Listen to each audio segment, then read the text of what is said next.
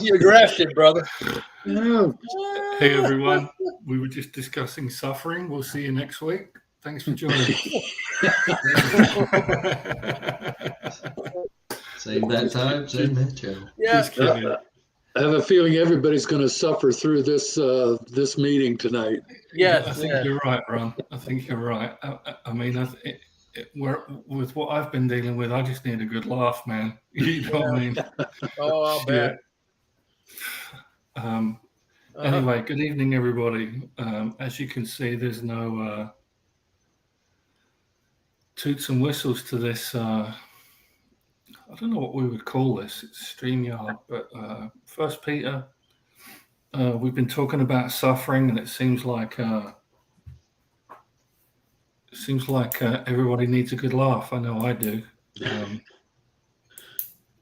So I'm going to start off with a success story, just like Peter did in First Peter, as John mentioned. Was it last week or the week before? How, despite his suffering, he focused on the positive, and it wasn't. You know, sometimes it's man-made. You know, it's you can tell when it's baloney. You know what I'm saying? Oh no, everything's fine. You know. Do you remember? It's quite a few years ago now. Jim and I were doing a class in West Palm, and I asked the crowd if they had ever heard of Monty Python. And it went just like that, dead quiet, you know. It's the average age was 22, and they were like, "Monty, what?" You know. But it reminded me of. Do you remember the scene with the Dark Knight, and he's surrounded by the horsemen, and in the beginning, it's one knight against like 6 of them, and the 6 of them move in on horseback, and they chop his arm off. Well, then it goes on to another scene, and they come back again, and they chop another arm off. Well, long story short, by the end of the show, he's laying on the floor, no arms, no legs, and he's going, "So you think you've got me now, you bastards?" Mm-hmm. And I always correlate that with our flesh.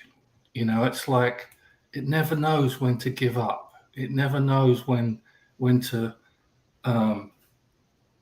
throw in the towel, so to speak.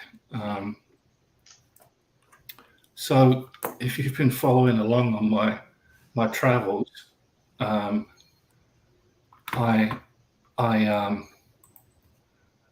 got my phone back.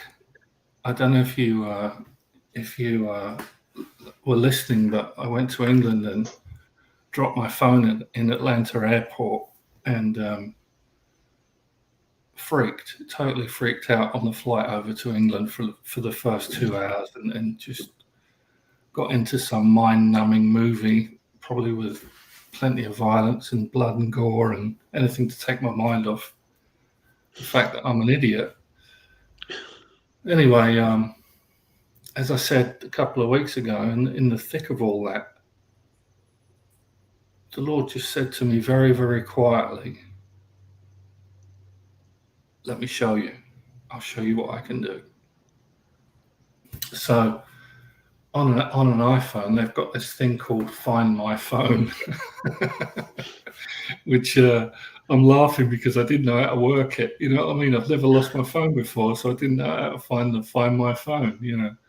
And anyway, find it, blah, blah, blah. It turns out it's in Lost and Found at the airport, which is a miracle. Yeah. So this airport is so big, it's got a train underneath it that's got 6 stops. You know, and they're not right next to each other. They're like 3 minutes in between. It's enormous, this place. And they found my phone, right? So on the way back, because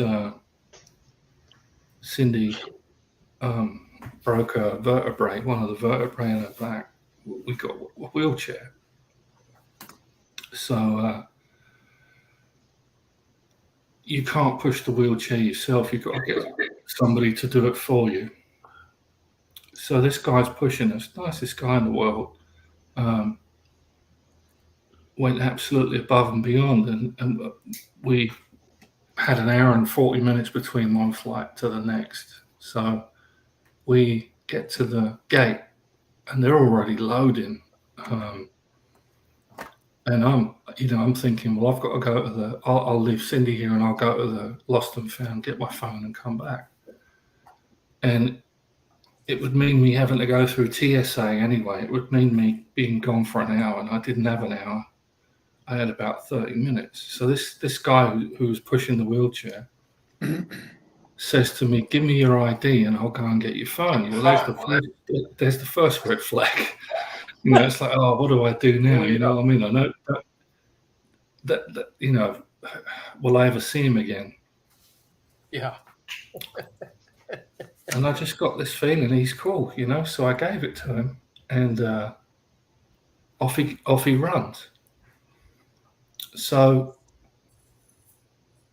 let me cut to the chase here. I've now loaded Cindy on the airplane.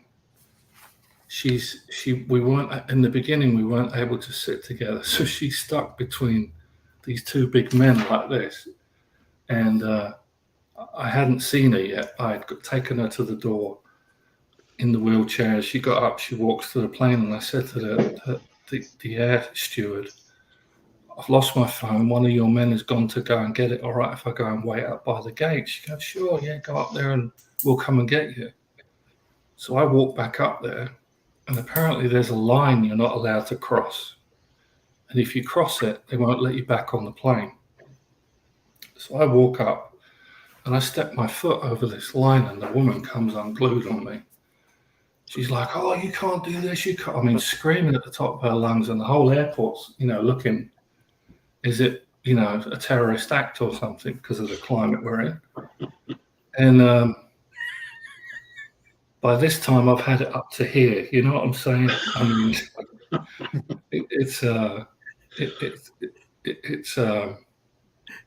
it was bad. It was bad. So the woman behind the counter is going to me, sir, you've got to get on the plane. And I'm going, no, the woman on the plane said it's all right. She'll come and get me. Well, she needs to notify me of that. I said, well, then pick your phone up and talk to her. It's like, I can't do any more, So I'm not just worried about my phone now. I'm worried about my driving license. And you remember how John said on Sunday, when suffering hits, the gospel goes out the window? I watched it. You know what I mean? That window right over there. So the woman's going, sir, you've really got to get on the plane. They're going to take off in about 3 minutes. And I said, okay, let's give him another 2 minutes, and I can run and get on the plane. And I'm thinking in the back of my head, the woman on the plane said she'd come and get me. So until she comes and gets me, I'm staying here, right? So anyway, this poor guy,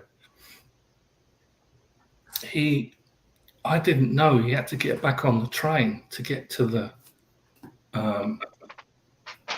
Lost and Found, and then get back on the train and come back again. So he shows up, and this poor guy looked like he just finished the Boston Marathon. He's absolutely soaked to the skin. He can't talk to me. He just goes like this, go, I'll call you, like this, right? Because we had exchanged numbers. Dan, can you hear me? Who is that? Was that Tom? That's Tom? Tom. Yeah, Tom, we got you. So anyway, he gives me the phone and the driving license, and I get on the plane, and I'm numb by this point. It's like, they finish checking the tire pressure. They're about to shut the door, and I walk down the gangway and get on the plane. So then I walk in on the plane, and we weren't able to pick our seats because Virgin Airlines didn't talk to Delta. So I walk in and Cindy's sitting next to two sumo wrestlers like this. You know what I mean? And the only reason I could see Cindy is because the steam was coming out the top of her head. You know what I mean? It's like, is there a fire over there? No, that's Cindy. And Comfortable, dear? oh, geez. So, you know, the whole phone incident's gone right out the window. And so I look at my seat and there's a seat next to me. It's empty. So I you know, I'm like, well, so I got the steward and I said, is there any chance she can come and sit next to me over here? And he goes, well, let me check the roster and all this stuff. And they just got to make sure. And all of a sudden it was fine. So she ended up sitting next to me, which was nice because she can't lift anything, she can't twist, she can't really do anything. So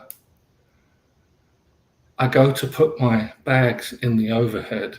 Now I'm starting to calm down, right? Because the phone's okay, she's situated, and there's no room in the overheads.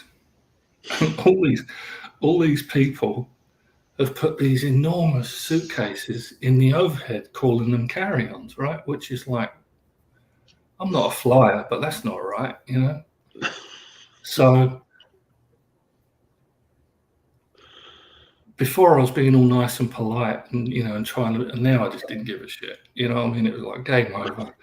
Because now I've got to sit with my bag and she's got to sit with her bag by her feet, and there's not enough room anyway. You know what I mean? We're not upper class or anything like that. So anyway, so we get on the plane, and thank God it was only an hour and a half, and Jim picked us up and we came home. Does anybody want to buy an iPhone?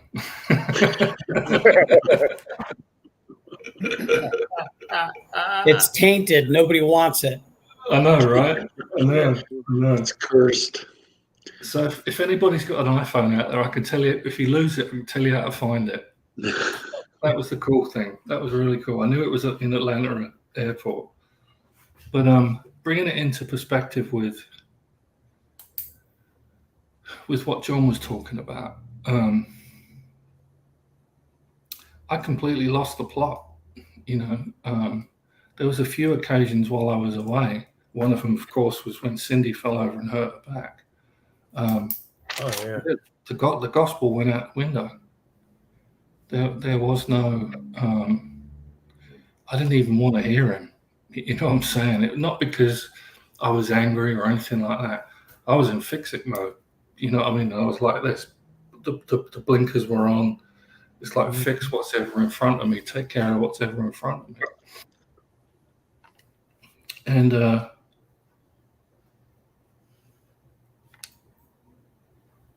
it really brought home. There was no peace. There was no. I didn't feel like he was here. You know what I'm saying? There was a few incidents while we were away. It seemed like everything was a battle. And just today, my sister and the two next door neighbors were in the house over there having lunch, and they were, again, no disrespect. My sister's been looking after my parents forever, and that was her job. You know, that's her calling, was to look after my parents. So then when we went over there for the last few weeks, we just cleaned. I mean, I can't tell you how many rolls of paper towels we went through, and degreaser and bleach, and it was just nice to bring the house, or start to bring the house back into the condition it was in before my mum got sick, and then my dad got old and sick and passed away. But to hear my sister and the neighbours, they called me today, enjoying the house, it makes it somewhat worthwhile. You know, don't get me wrong, I've still got a lot to deal with, a lot of questions, you know. But lining that up with Sunday, I drew out like a flow chart, and you can. I didn't have time to write it out and do all that, but and bring it up online. But it doesn't matter what the issue is. Any issue that you're going through, you can start off with the issue. The next thing it hits is your thought. Well, depending on what the issue is, will determine the severity of or the intensity of the freak out. I mean, it could be a phone call. You know what I'm saying? It could be a death. It could be a diagnosis. It could be an unexpected bill.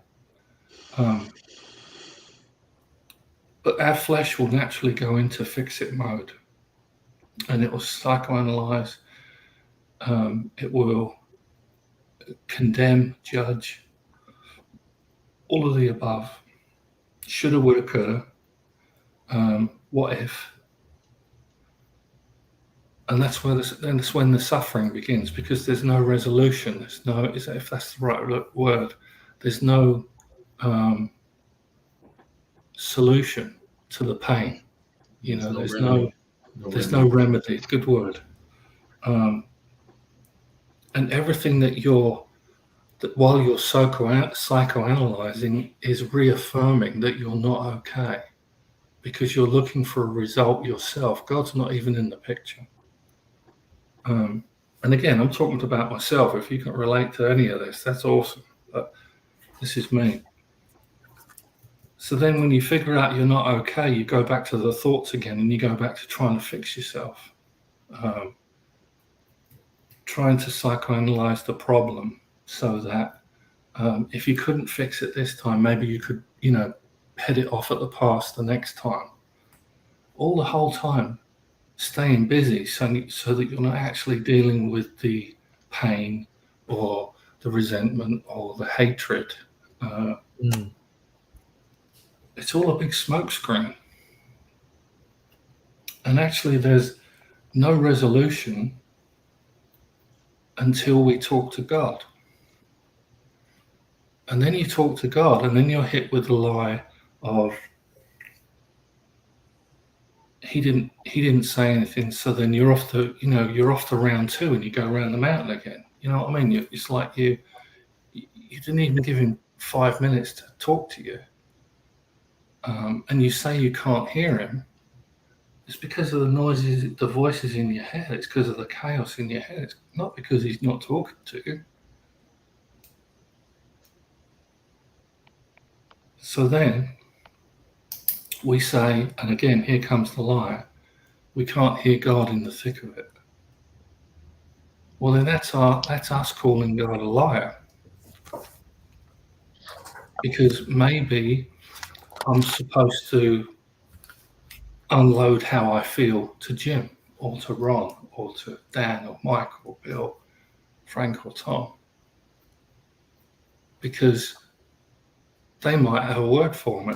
But one of the things we do when we're suffering is we isolate and we shut down and we go quiet, because God forbid anybody sees, anything that would make me look bad.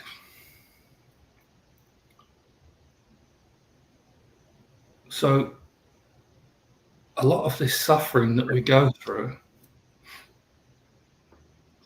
all of the suffering that we go through is because we lost the plot. We forgot who we are.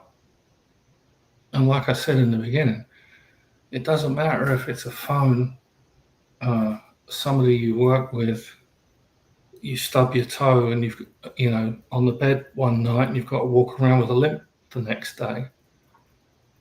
Or, it could be life-changing. God said, my sheep know me and they hear my voice. And there's nothing that can stop that. The thing that got me, and I'll finish with this, is hit me today, actually. We were sitting in a doctor's office for 3 hours, and I'm losing it again. You know what I mean? It's like just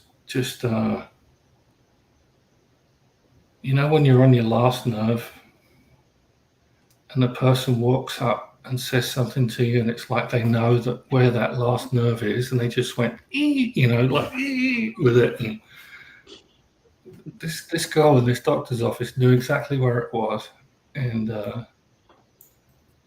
stomped on it. You know, and she took a run up and stomped on the last nerve, and I just shut down. I just had to be quiet because it wasn't going to be pretty. And the poor girl was just doing her job. It was just not the way I thought it should go, which is when I'm backed into a corner, I get judgmental. You're wrong, I'm right. All of the above. So John said on Sunday that the suffering is designed and specific for us individually. I mean, try and wrap your head around that for a second. God's whole goal of any kind of suffering is to teach us who we are and to show us that we're capable of handling it, because it's Him living in us and through us. That doesn't. You're right. Well, That's a big mosquito. was that you, God? And that to me just blew me away. So then add this to it. As it dawned on me today, perhaps we're going through what we're going through so that I talk to Him more, so that I communicate with Him more, so that I'm asking Him more questions. You know, some of those questions might be WTF, but hey, He doesn't care. He wants the communication. He wants to talk to His Son. So anyway, that's me done. That's where we were at. Martin, I could see a definite Monty Python movie there of your time. It just, I mean, I was picturing him all the way through this, but what I also see is that not only is he teaching us individually by the suffering he has us endure, to rely on Him, all the outcomes. There are many outcomes from that teaching, I think. One of them being, yes, to communicate more with Him, stay with Him all the time, pray without ceasing idea. But when you mentioned this nurse or this gal in the office that you saw this afternoon that hit your nerve, it's also what John was talking about, is teaching us to be able to fulfill the commandments of the one another passages, to love that person, even though I'm hurting like hell, because you really pinched the wrong nerve here. But it's for the benefit. It's how he put it was, it's to be Jesus to other people. It's to be Jesus here on earth in flesh and blood, where he wasn't. And these are the greater works that he said we do. A lot more of them than he could possibly do as a confined to the body, confined to. So he split his body up into all of us. And we're to be that Christ to these other people. So, I mean, that's really my takeaway from his sermon today or Sunday on that was the purpose, because I've had this question, I think I've even brought it up here before.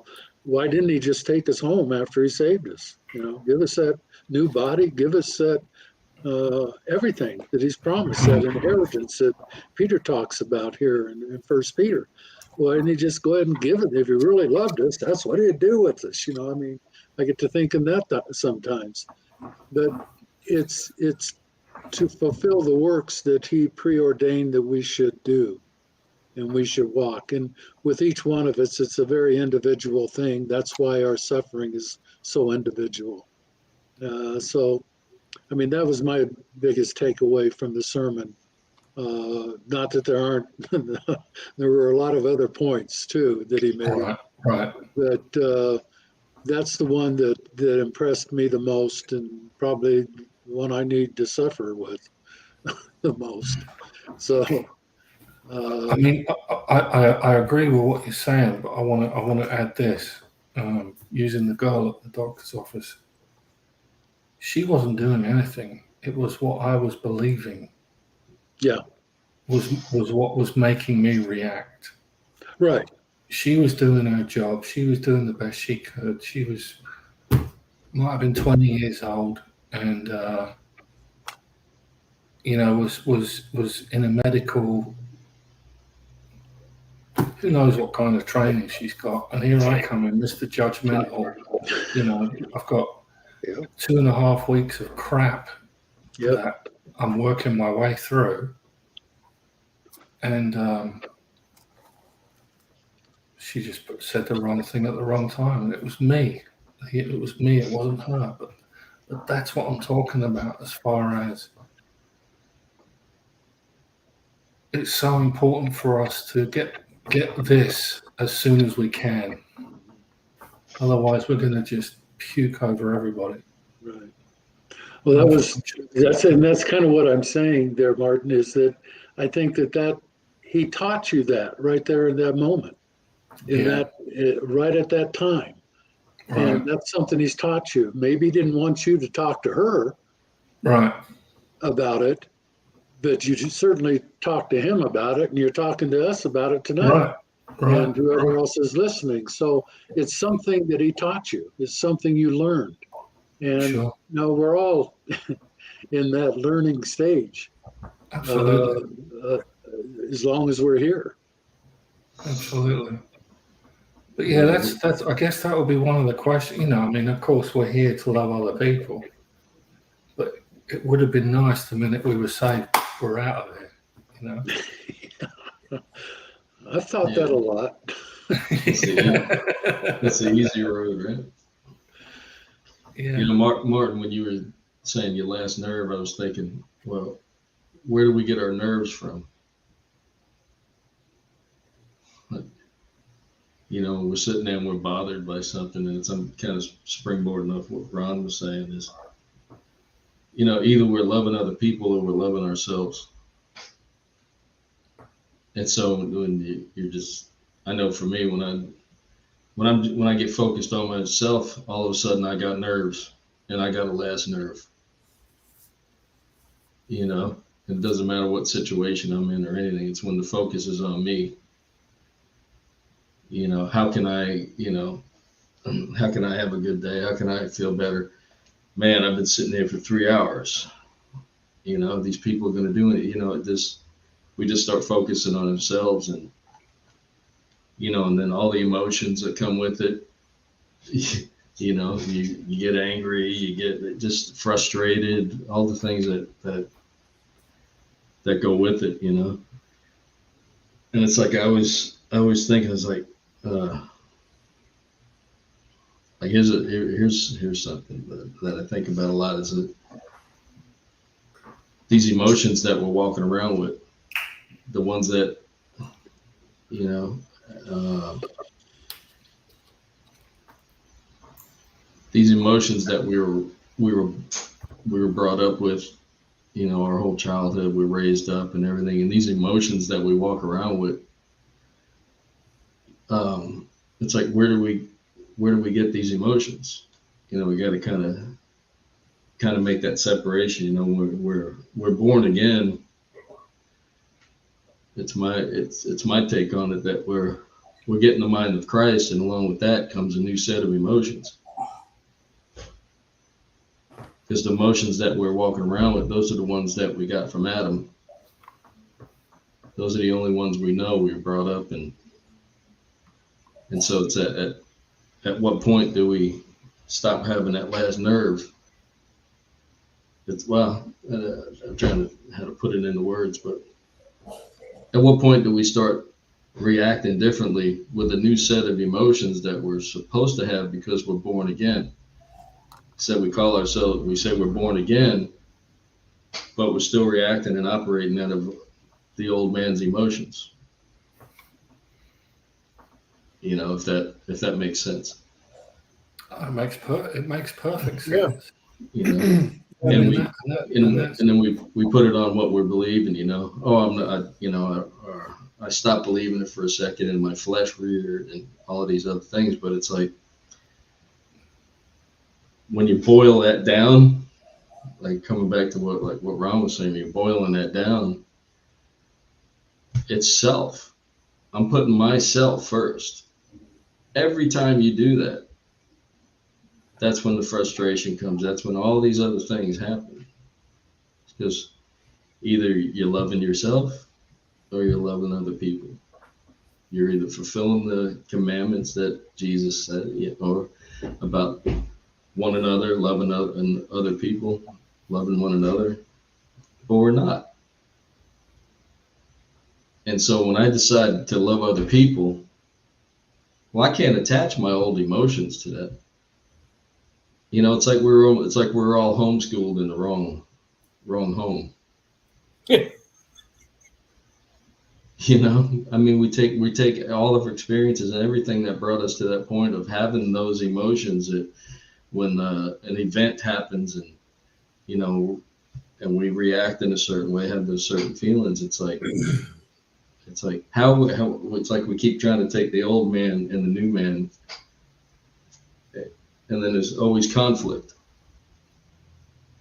When we're supposed to take the old man's supposed to be dead, and along with the old man being dead, that means the way he reacts and the emotions that come with that, and everything that he was raised with and homeschooled in the wrong home, is supposed to be done and buried.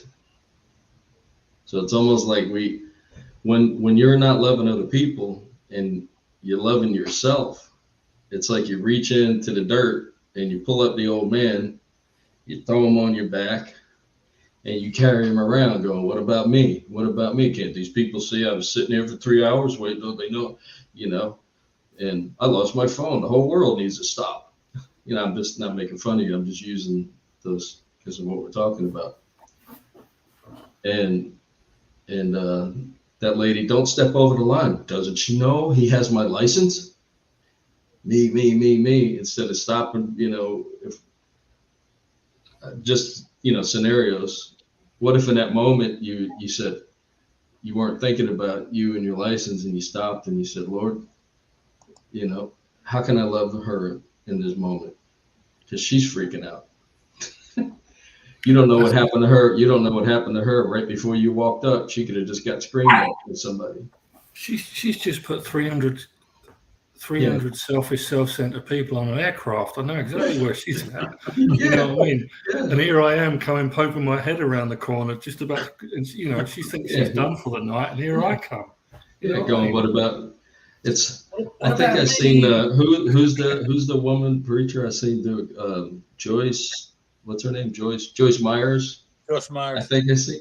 And I seen her do this one time where she's like, she does it like she's a robot. What about me? What about me? What about me? But it just stuck with me. It must have been 20 years ago I seen that. But that's, you know, that's what we're doing. And Ron, you're right. There's two choices really. Love yourself or love one another. Well, you could take further. You could take it a step further because, in all honesty, you're not loving yourself. You're trying to save your own ass. That's what you're doing. Yeah. You put it in those terms, but you still it's camouflaged as love because you don't want to let everyone around you see you freaking out. Well, he didn't call us to love ourselves, but that's what we're doing. No, When you're covering your own ass, you're loving yourself. You know, Because you don't believe that he's meeting your needs. You don't believe that he's in control. Right. You're not trusting him. right. And then that's what I was talking about with the old man. Are we dragging all of that old thinking and old emotions that were given to us from Adam? And we're supposed to be born again, have the mind of Christ, and now his way of thinking and the emotions that come with that mindset. Anyway, that's all. That's what I was thinking of when I was hearing that. So it's not your fault.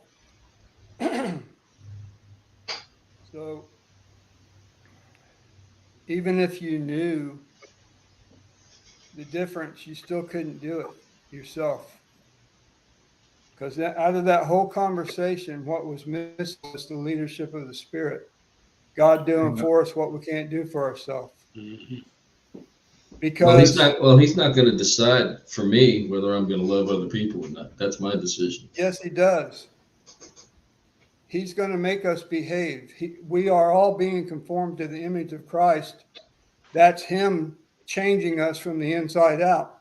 Whether you agree with it or not, whether you believe it or not, the moment you were born again, he took control. We are not in control of that. And then it's the unbelief in the flesh. You're not separating who you are, the new man, that is always believing. The new man's never not believing. The flesh is never believing. There's a complete distinction between the two. So the things that are done and said out of the flesh, it's not even us. That's the whole point of the gospel. Otherwise, there's guilt and condemnation, or what religion does is it tries to jump in and control your behavior, try to control your emotions, try to do what the Bible says to do. We can't. That's the whole point. We can't save ourselves. I got a friend of mine that says we're as screwed up as a soup sandwich. That's about what it's like. We got a Jekyll and Hyde in there. John said that the suffering breaks down your natural facade of your natural identity. The real person God has made you to be will shine like a light in the darkness. That's the only reason God allows it. For our victory. It's for our victory. But it's not our fault. That's the whole thing. Right. It's sin that dwells in us, unbelief that dwells in us. And yeah, we would have a desire not to do that. I would love to stay in the upper half of the Solomon Syndrome chart and never go to the bottom. I would love to be believing all the time, but it's impossible as long as we live in in this same sin-cursed body with the leftover remnants of the old man, the old coping strategies. It's the carnal mind, and I had part of that in my notes. The flesh, the carnal mind, the natural mind has all kinds of false beliefs, false assumptions of what we think it's going to take to make us okay when we're not believing that we're okay. And as soon as we suffer, the gospel goes out the window, just like Martin was talking about. I do the same thing. And so as soon as we suffer, the gospel goes out the window, and immediately our false assumptions take over. We have all been shaped and molded by our false assumptions and beliefs that are in the carnal mind. It's the leftover remnants of the old man. It never goes away. The only time it's going to go away is when the Lord comes back to get us and we are delivered from the very presence of sin. That's it. So when we experience suffering, all those false assumptions and beliefs fall apart. So they crumble. What God does to break down our unbelief. It's what God does to break down our unbelief. It's kind of like riding a bicycle and learn how to ride a bicycle. How many times are you going to crash before you figure it out? So how many times are we going to have a flesh flash before we realize that that's not us, and we don't have to do that? We have a choice. We can believe in the gospel. We could ask for help, honestly. So all the false assumptions and beliefs are unbelief. God allows the suffering to break down our unbelief.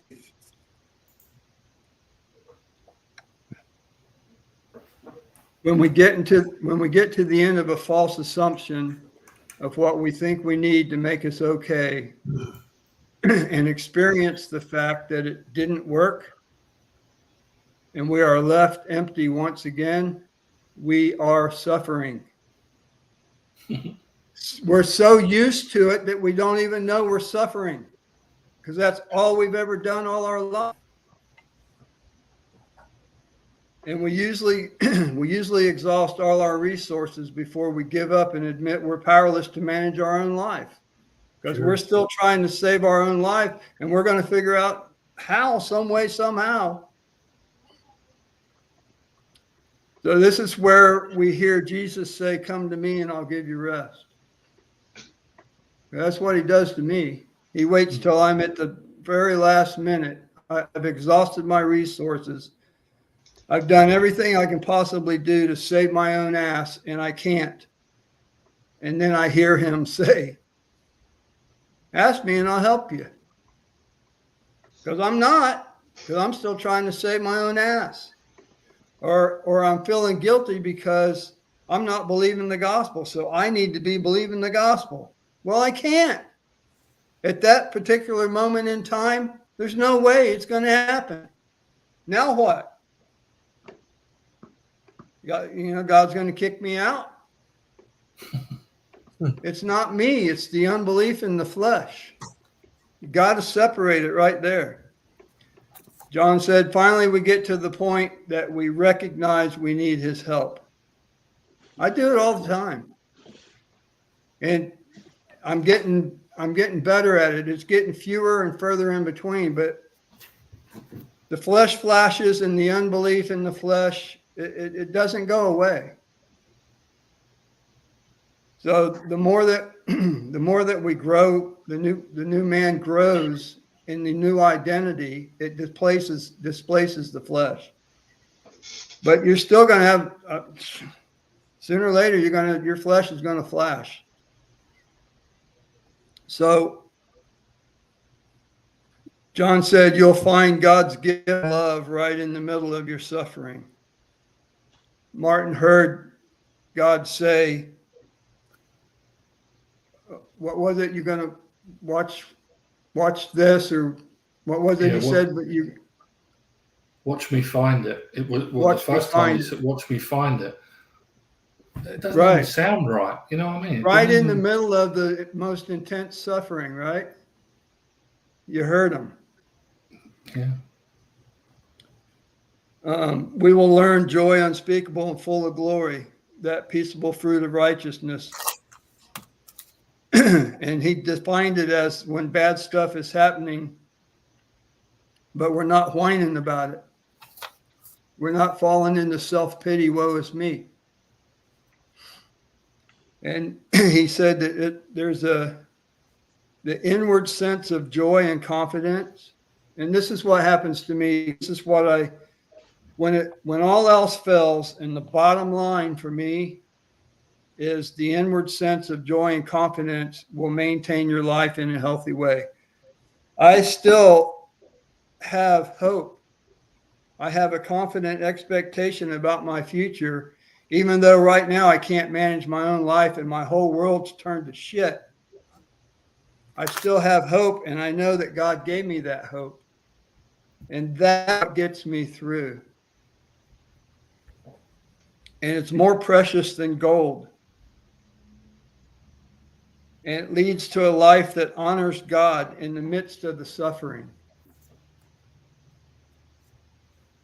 And then I kind of went backwards on all my notes, but I had written down the things to know about suffering that John had 7 of them. The first one was everyone's first, and he went into explaining it. The second one was it's not your fault. It's sin that dwells in you. Talked about Romans 7, Paul in Romans 7. And number 3, God does not make deals. Number 4, he doesn't allow us to suffer beyond the ability to endure it and learn from it. Number 5,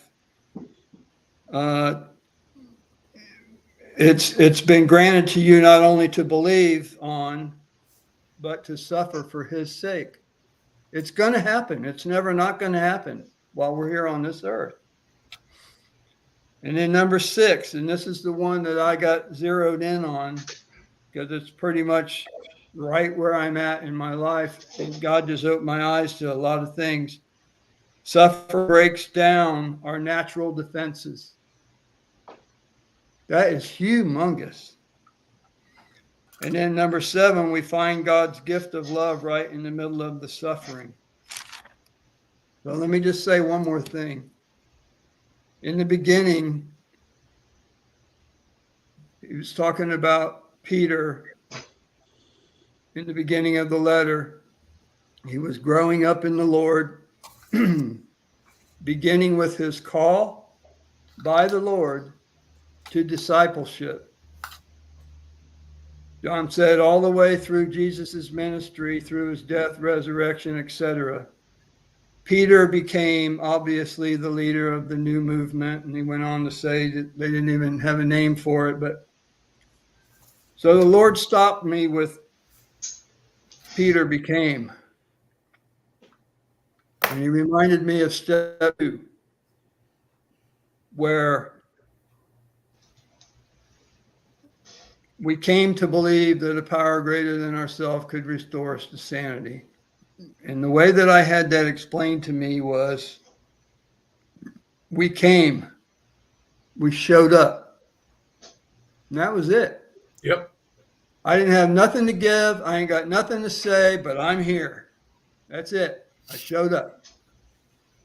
Time and time and time again until finally the fog started clearing and I came to. So time after time after time of showing up and coming to, I finally started to come to believe. Believe what? Believe that I am no longer the person I thought I was. God has used the suffering in my life to grow me up, beginning with his call of the Lord to discipleship. He's done the same thing to me and the same thing to you guys, all of us. We've been called by the Lord to discipleship. And he's using the suffering to train us and to show us. It said,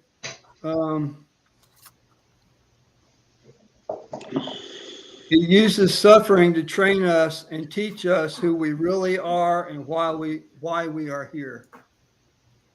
And that's exactly what's happening in my life. So anyway, that's all I got.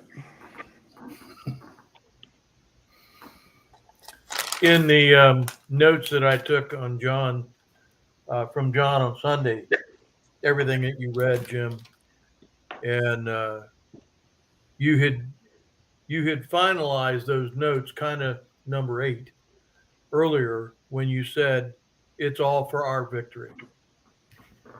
We see that victory after the suffering. We have to go through it to see the victory. You have to go through the war to see the victory. It's plenty of examples. One thing that I saw, Martin, in your story of what happened, and I saw this nondescript man that came to became your hero. He went and got your phone. We don't know him, don't know a thing about him, have no idea how many kids he has, straight or gay, what kind of life he lives, whether he lives under a bridge or in a house. We don't know. Actually, I do. Do you? Yeah, Wow. yeah. He is straight. He Well, I don't He, care about that. But You didn't at the time, though, Martin. no, At the no, time, no. you didn't know this guy from Adam. really, No. You're 100% right. Yeah. and what I was thinking was God took a nondescript fisherman and said, on this rock, I'll build my church. Through you, stuff's going to happen. And when I look at myself, 3 minutes before I came online tonight, there's a knock at the door, and I go to the door and I see this guy with this card in plastic, sealed in plastic, and he's talking, and of course I'm not hearing a word because I need to get in here. And I said, look, I'm about to go into a meeting. You'll have to come back. And he said, do you have the thing that the FP&L puts on the, that they have on the wall, the meter? Do you have the meter did they replace your meter? And I said, in my mind, I'm going, because he didn't hear a word. Well, he did, but he needs to get his words in. And so finally, I said, son, I suppose they did. I have no idea. What are you selling? And he says, oh, good looks. Oh, I just went, and expletive, get off my property. You're not welcome here anymore. Yeah, I gave him Jesus. And it was, and I can't even compare that to Jesus in the temple. I'm sorry. It just, I lost it. But I get it. It's like, and I walk back in and Gail goes, did I hear him say what I heard him say? Yep. He's selling good looks. And I'm, again, there's a man he's doing everything he can to be a success except going to Christ. And I get it. It's exactly what happens to me. It's at the moment, the mind just short circuits and I'm off to the races with it. So I guess what I'm saying is I'm right there with you. I get it. What I saw in your story was how God used that man to, and truly just a guy out of the blue, who knew he even existed before Martin? Let me see if I can help you. And then he comes back, as you said, looking like he'd run the Boston Marathon. So you could tell he'd worked his ass off to do that for you. And he's just going to make his normal, regular paycheck. And, anyhow, that's it with John's thing. To see those items, I was so glad that I wrote them down because I get it. Going back and reading it today, I got it. I understood. That's every one of our lives. And I actually went back to Genesis and looked up the verse where it says that, we'll toil the earth by the sweat of our brow. And that's all a part of this. We're going to suffer through this life. And we're not going to be fat, dumb, and happy anymore. And that's okay because he promised to be there. First, he lives inside of me. So he's there with me every step. It doesn't matter whether it's every step singing joy to the world or every step cursing. It doesn't matter. He's there. He doesn't care about all that. All he wants to do is hold me. I'm here. Talk to me. So that's what I saw. So God used him in that moment to love you. Hmm. And I was saying Yeah, to he Martin, he used Yeah. that guy out of that airport to love on you in that moment. Changed everything. This guy went so far above and beyond; it was unbelievable. Yeah. And I've got his phone number, and I'm gonna stay in contact with him. So that's God. Yeah, Oh, that's cool. yeah. Man. That is so. I mean, how many people does he give his phone number to?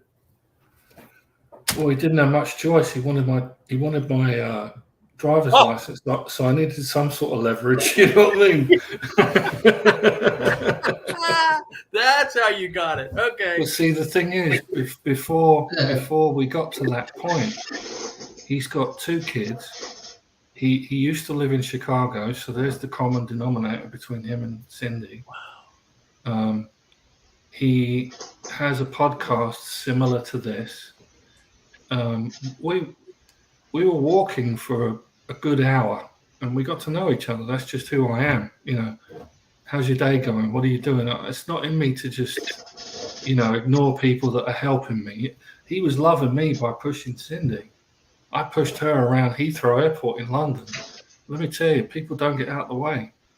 They do not get out of the way. We had to get on a train. We had to go down 3 stories. I mean, this guy went so far above and beyond. It was part of the miracle. It really was. Yeah. It really was. But anyway, Mike, what do you got going on? Not a whole lot, really. I first listened to the message and I said, wow, that's just pie in the sky by and by, man. Well, what is this talking about? So, in suffering, you get along fine, but I did get, and I got those 7 or 8 points that Jim talked about too. But the thing that resonated with me is that God picks your suffering. And knowing the nature of my daddy, he's always going to do what's best for me. And so that's all right. You know what I mean? And so regardless of what it is that I have to go through, there's something to be learned there. And he's prying me loose from that flesh. I was thinking as Jim was talking about that, or one of you were about this body of death that I'm strapped to, and that was the custom. If you murdered a dude back in Paul's day, they strapped the corpse to your body. Really? And it eventually killed you because of the putrefaction and everything. He says, who shall deliver me from this body that I'm carrying around on my back that gave me nothing but grief all my life? But thanks be to God. And he goes on into Romans chapter 8. There's no condemnation. So, but that's a real imagery there of it's nothing good about it. The law speaks to the flesh, but grace and God's love speaks to the new man that we are. So that's really all I think substantive that I got from it was that he picked my suffering, and he's my daddy. He knows what's best for me, and that's basically what I got.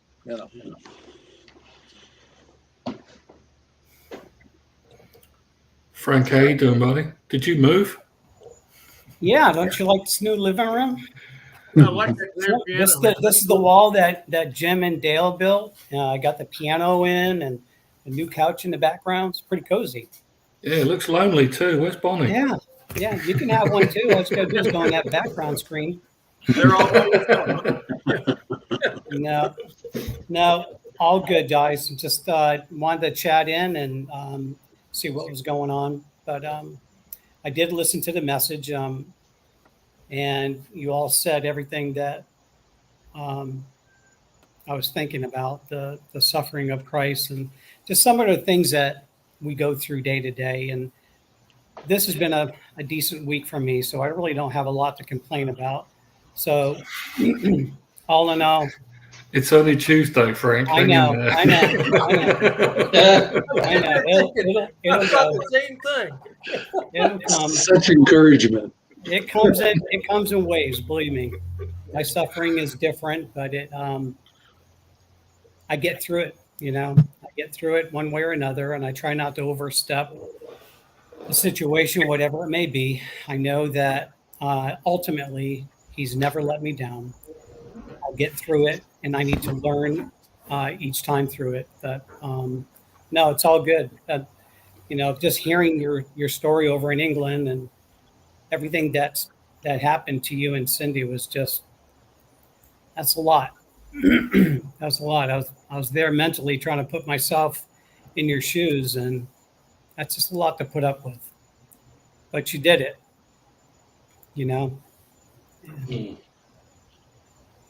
I don't know what you could have done different. When you think about like what Jim was saying,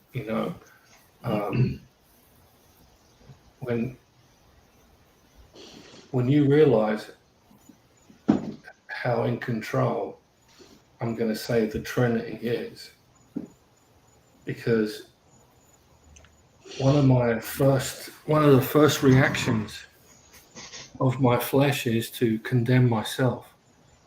Sure. And He didn't let me do that. Not as long as I usually do. You know what I mean? I am my worst own enemy, believe me. There's nothing you lot can say that hasn't already gone through my mind in the first 20 seconds after a screw up or it's just the way it is. Now, like Dan was saying, where do you draw the line? For me, where I draw the line is I want to believe the gospel. I want to stop going there. I want to have peace. I want to walk in newness of life. That's all I can do. But when you think about it, that's enormous, because so many people talk a good game and yet want to use the flesh as a crutch. Or, it's like, it's all or nothing. There's no, it's not lukewarm, it's hot or cold. There's no gray, it's black or white. And only God knows the desires of our heart. So, Yeah. Let me say something. go ahead, bud. When Jesus called Peter, when they were fishing, and he said, "Follow me," and they left everything and followed him, he came. And after hanging out with Jesus throughout his ministry and watching everything that went on through his death and resurrection, etc., he came too. And then after suffering, denying him 3 times, being confronted about his hypocrisy, the times that his flesh would flash, the suffering caused him to realize, it exposed the facade of the natural self identity. And he came to believe who he really was, the new person. Mm-hmm. See it? Mm-hmm. That's the same thing that happens with us. Exactly. Yeah. So God used the suffering. It's like, how do you ever learn anything? It's like, and I'm thinking about my work, because you know, a lot of my stuff, the people that I do work for, they're expecting perfection. They want the highest quality possible. So how do I get to that? I learn from my mistakes. Yeah. So it's the same thing. Our new identity versus the old identity. How do we become the new identity? By recognizing we're not the old identity. It's like learning from your mistakes, the times that you get in the flesh, or, you know, you'll be thinking a certain way, and then the Lord will show you that that's the natural mind. That there's either guilt and condemnation, critical or judgmental. There's something in there. It's not love and compassion. Yeah. And God will show you, and it'll make it easier for you to catch it the next time. So we're learning from our mistakes. That's part of growing up in Christ. But we have to suffer denying him. We have to suffer the best lesson. Failure is the best lesson. Put it that way. For somebody that really wants to learn, failure is the best lesson. Because like relapse is part of recovery. It takes that. You know, I just had a year and a half. Well, now you got to start over. Well, I want to do that again. And it makes you more determined, and you try harder the next time. You become more aware because you don't want to repeat that same thing again. So that's growing in the grace and knowledge of the Lord. That's growing in our new identity. So it's all part of the plan. The suffering, I don't know. Because I don't think there's anybody on the planet that bitches worse than I do. You know, you guys, when I'm on this, you guys don't see. You follow me for about a week and you're going to see I got some flesh. And I got a vocabulary too. I mean, I make up some words. So. And he's not talking about being a Vienna choir boy either. Right. Well, I'm glad I don't have to live like that. Through all that, you know, when the flesh flashes, I mean, Yeah. it just happens. You're not going to stop it. But the first thing we got to do is recognize that that's not us, or you're going to condemn yourself right off the bat. And now you are worthless. And then the enemy neutralized you. Because you're neutralized. Well, Jim, if and when I come down this next winter, we're going to have to get together and play some golf. I'd love to. Because Yeah, you're let's all do that. going to see flesh flash like you've never seen flesh Yeah. flash when I play golf. Well, Yeah. we had You to know, quit they call keeping. it golf, right? Why? Who? Why they named the game golf is No. because every other four-letter word had been taken already. They call it golf. We had to quit keeping score because we were getting pissed off. Yeah. I do that right after the tee shot, first Yeah. tee. Yep. I quit taking score from then on. Yeah, Yeah. yeah. Yeah, I have a set of sticks. Play all the time. Yeah. Yeah. Yeah. They're good sticks too. Yeah. I got a new driver the other day. It's just driving me crazy.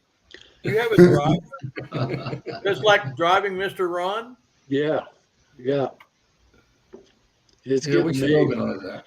We I should had it organize out that. a couple of times this week. I just got it Saturday, and I got it out yesterday and today. So I've hit it about, I've only played 18 holes total in the last 2 days. And so out of those 18, 16 you use the driver for, and the others are par threes. You don't use a driver for that, or I don't. But so I'd only been able to hit it like 16 times.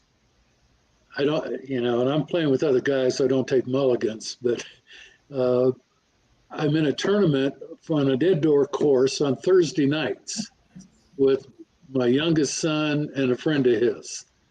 And I'm trying to learn this driver before we play in this tournament. It's an indoor, the big screen thing he's got. It's a whole tournament thing. But anyway, I'm trying to learn this driver before. And I can see where I'm going wrong, Jim. Probably 15 out of those 16 times. So I'm hoping if I play tomorrow, that I can learn just a couple of more times what not to do. And that's really the key, I think, is what if we need to look at ourselves as the old man's dead. So we don't need to do that. All right. We need to do something different than that. And trusting God and what he's made us to be. I think that's why Peter went there. He says, look, you're a child of God. He doesn't see that dead person. You're buried and it's gone. He's forgotten you that ever existed. So he doesn't see you like that. Now he wants you to see you like that. And that dead weight that Mike was talking about, or whoever was talking about carrying, he said, that's me. I mean, that's what I'm carrying around. And I carry that old dead me around with me. And it prohibits me from seeing me like God sees me. And so, I think that's really what he's trying to teach us, is how much he loves us, how much he cares for us. And once we know that, and how he's put that hedge of protection around us that John talked about last week or the week before, when we see that he's done that in our inheritance, that hedge isn't going to burn or rot or go away. It's eternal. It's there forever. And once we can see that, like he sees that about us, then we've got another choice of what to believe about ourselves. And every time we don't, it's a learning experience of, why do I take this path? Why am I doing this crap again? Why don't I hit the ball like I'm supposed to? And that's kind of the way I look at it. Is it's a learning thing. I've got to quit raising my head to watch the flight before I even strike the ball. That kind of stuff. And that these pros have with golf have that muscle memory that they've done it so many times that they can do it with their eyes closed practically.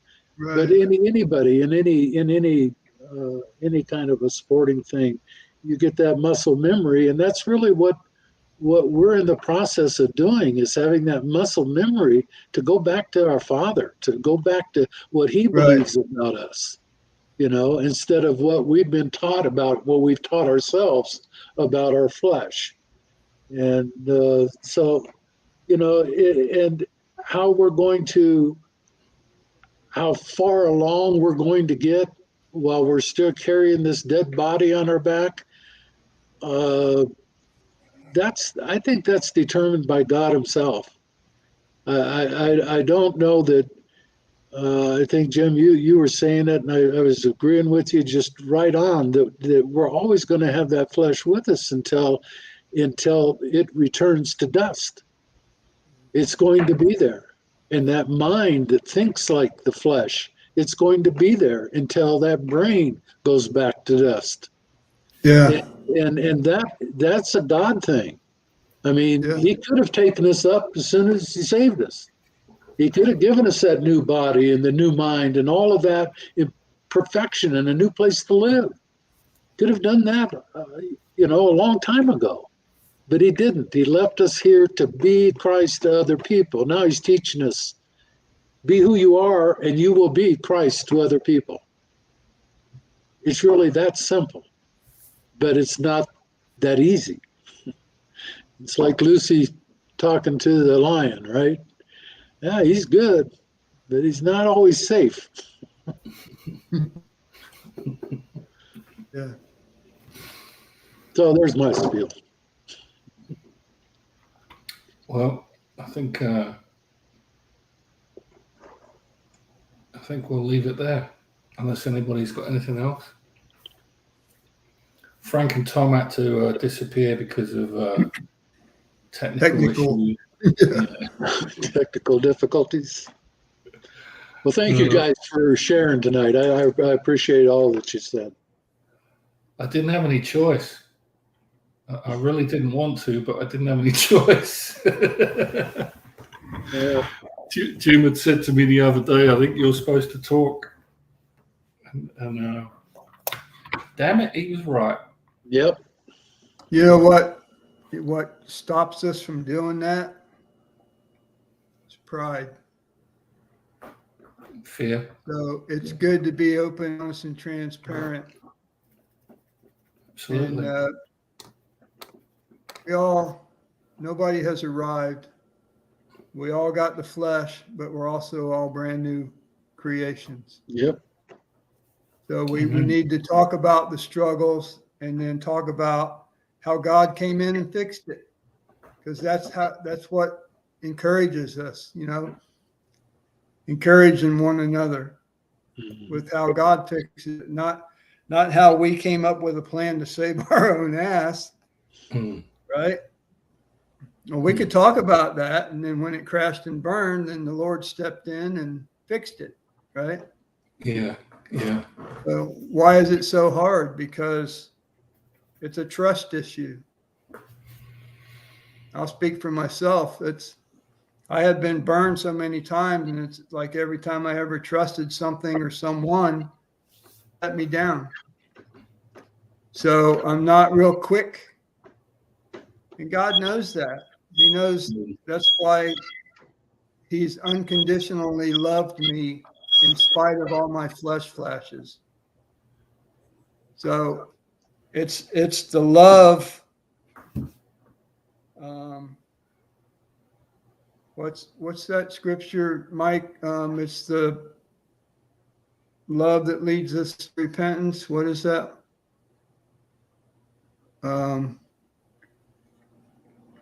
It's His kindness that leads us to repentance. Or the goodness of God that leads us to repentance, whatever Right. version, I think. Yeah. Repentance means change your thinking. So start trusting Him instead of not trusting Him, because He showed up over and over loving me. He lovingly corrects me. He doesn't call me a dumbass, and belittle me in any shape or form.